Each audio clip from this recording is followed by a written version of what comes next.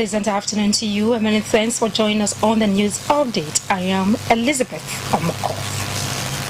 Nigeria's First Lady Oluremi Tinubu has renewed a call on all government agencies, private sector partners and other critical stakeholders in the health sector to recommit to the fight against malaria with urgency and resolve.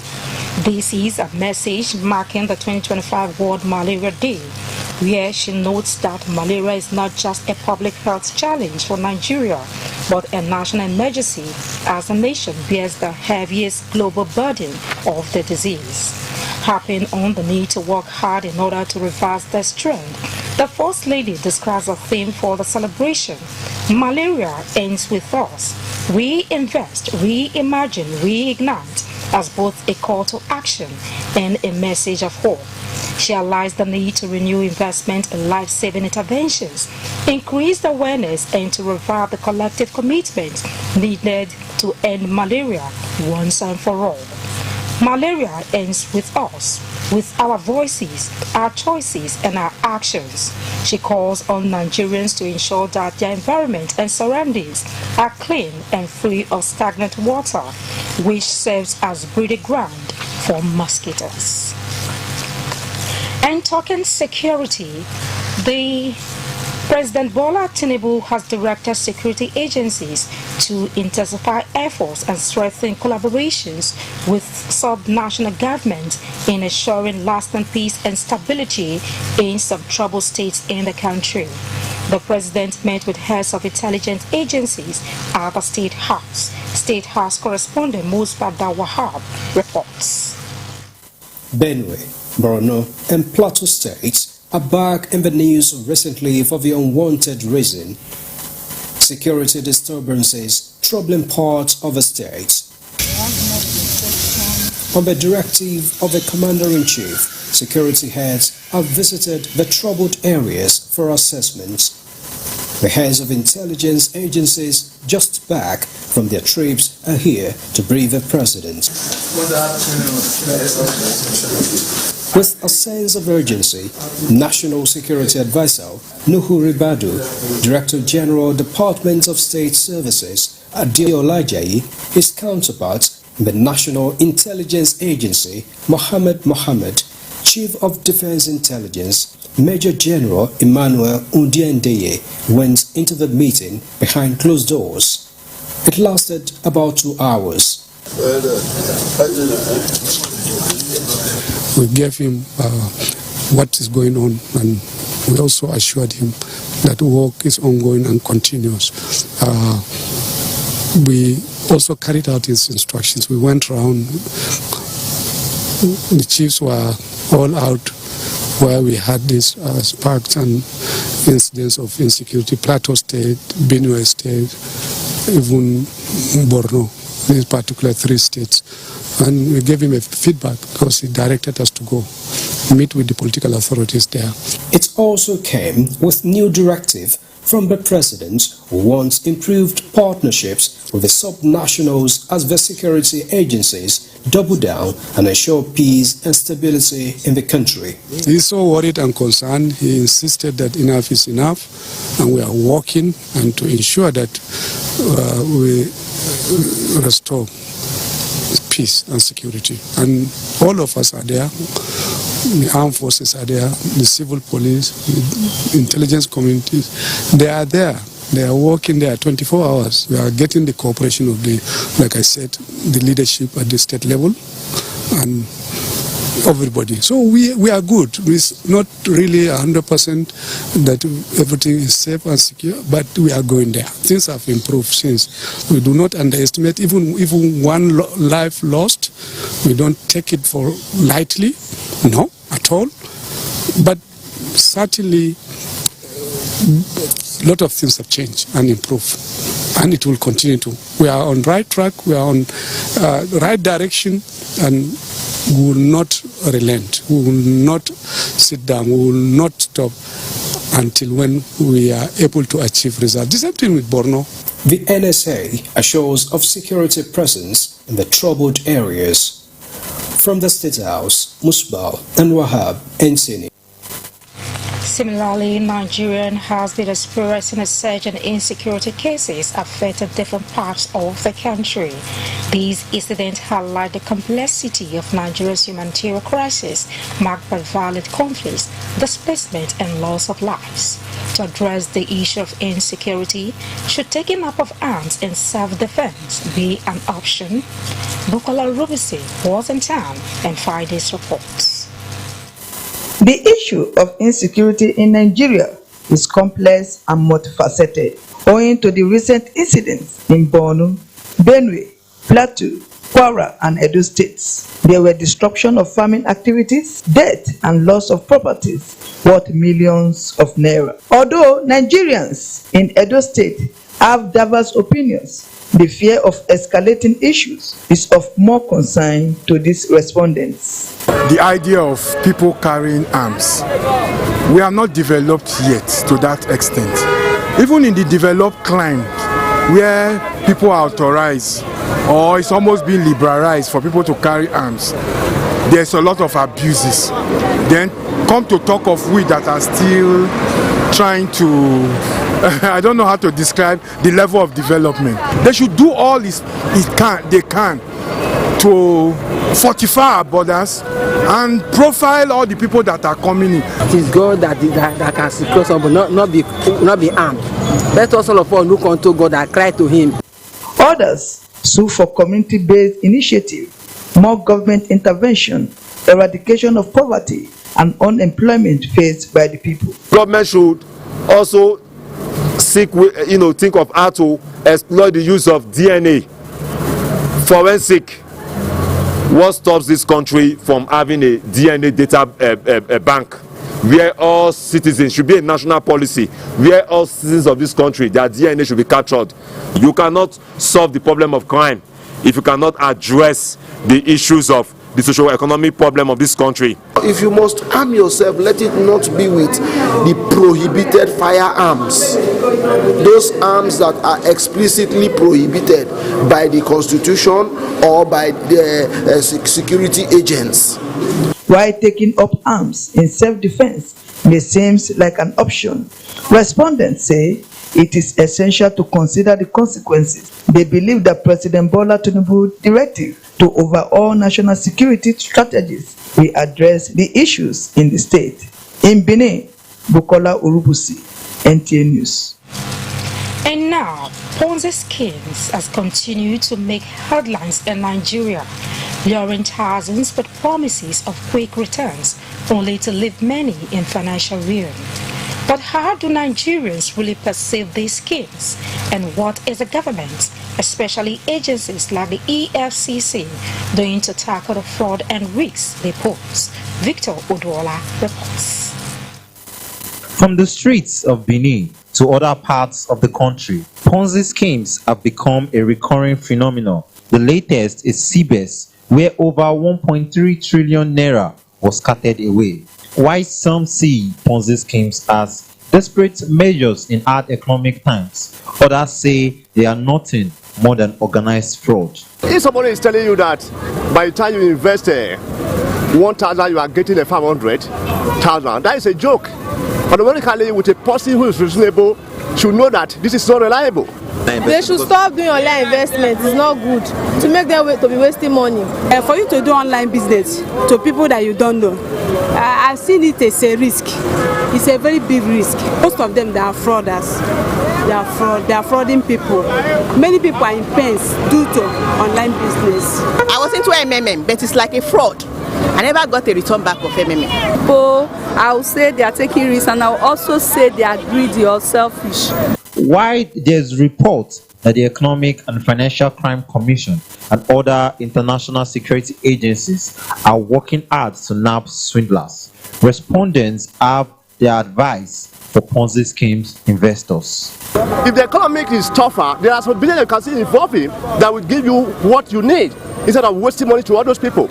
Everyone have to be very careful because they are not registered. They are illegal businesses, which the public have to be very careful of it. To check the advantage and know if it's a registered company. And those that have gone into it before, there are some persons that will push money in. After some time, they go out with your money. As the EFCC continues its crackdown and citizens navigate the fine line between risk and desperation, one thing remains clear. Experts say combating Ponzi schemes in Nigeria requires a combined effort of awareness, regulation, and economic reform. In Benin, Victor Odwola, NTA News. In another development, Edo State now has a national task force to address environmental degradation linked to petroleum and solid mineral extraction. It has to be known as Petroleum, Environment and Solid Minerals Degradation Awareness Association. Goodluck Enainu reports that executive officers at the state's local governments were inaugurated with a charge to deliver on its mandate with utmost decorum. I will work in partnership with the communities, stakeholders, and institutions to ensure sustainable development. These are the National Awareness Task Force officers who will be carrying out sensitization to eliminate degradation and irregularities in the petroleum and solid mineral sector. Governor Mondo Kwabolo, represented by the Special Advisor on Religion, Apostle Sule Faraday, urged them not to be reckless. I want to assure this association that as far as your activities is within the laws of government will support you 100%. Although the sector holds immense potential for economic growth, but has often been marred by irregularities that compromise both the environment and the livelihood of local communities, Dr. Clarence is a national executive of the association. The president wants to see those who can fix these people, not quarreling with them, but dialogue with them, put things aright and make things work. You have the police, the soldiers, the civil defense, everything backing you, but that doesn't mean you're going to misbehave. The association may have been founded on the belief that awareness and continuous sensitization are powerful tools to change, but these traditional ruler and the state coordinator say it requires more work. To have a successful outing, the traditional rulers should actually be carried along. If this initiative was not bettered at this time, in the near future will be at risk of too many land disaster as a result of the illegal mining going on around the state. As the newly inaugurated officials go back to their respective host communities, stakeholders hope to see changes. In Benin, Goodluck Enainu, NT News. Across Edo State, across Benin City, this is NTA News Update. More updates coming your way after this time act. To stay tuned.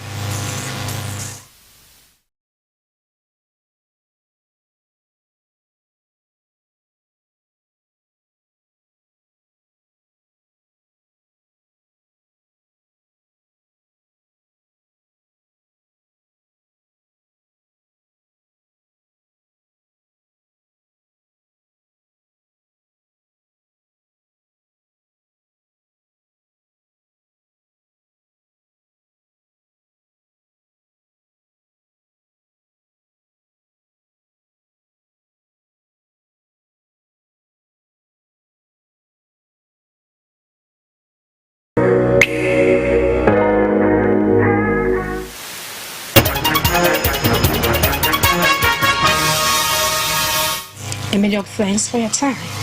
The member representing Edo South Senatorial District in the National Assembly, Senator Neda Maswe, has empowered farmers with various seedlings to boost agricultural productivity and promote rural development.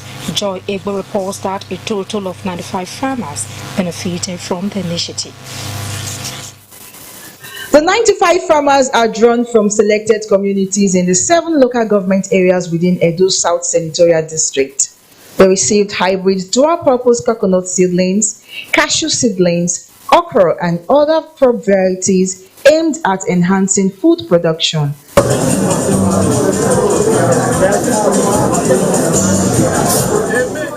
It was also a time to educate beneficiaries on best agricultural practices and how to transform their farming activities into viable agro-business ventures. Whatever you are taking out of here today, it is for you to take it and make good use of it.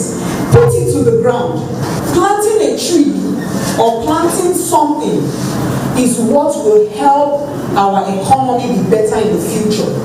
The beneficiaries lauded the senator's intervention as a significant boost to their agricultural efforts. They say the support is timely, especially as it comes during the planting season.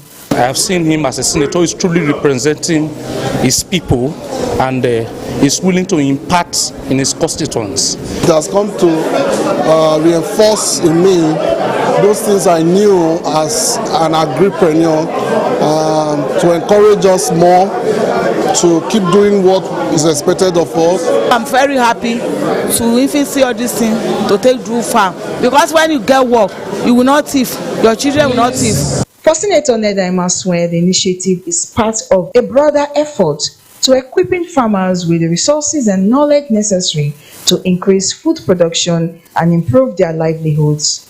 We need to empower our constituent members to be able to deal with the stress of today, to deal with the hunger of today, to be able to fend for themselves.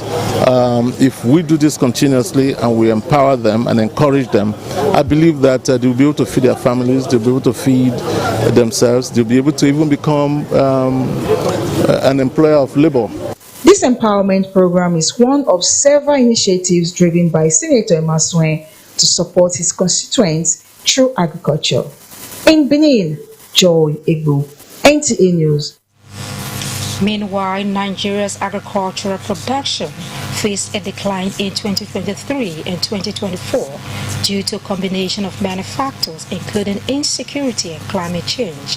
In Edo State, flood destroyed several hectares of farmlands, leaving many farmers counting their losses. With a new farming season here, with an early rain prediction in the southern states of Nigeria, how prepared are the farmers to utilize this time frame for optimal cultivation and productivity? Correspondent tells us more. Edo State is located within the rainforest zone in the south-south geopolitical zone of Nigeria. As an agrarian state with oil palm, cassava, rubber, rice, maize, cocoa, plantain, pineapple as majorly cultivated crops, the vegetation of Edo State is characterized by swamps along the coast to evergreen forests and savanna in the north. It experiences a tropical climate with its annual rainfall ranging from 2,300 to 2,700 millimeters, concentrated in two peaks, July and September, and usually separated by a dry break in August. Last year we had massive destruction of crops in the north. When you still talk of Edo South, going to Ovia Southwest, you also see that we also have some problem of water taking things from the farm.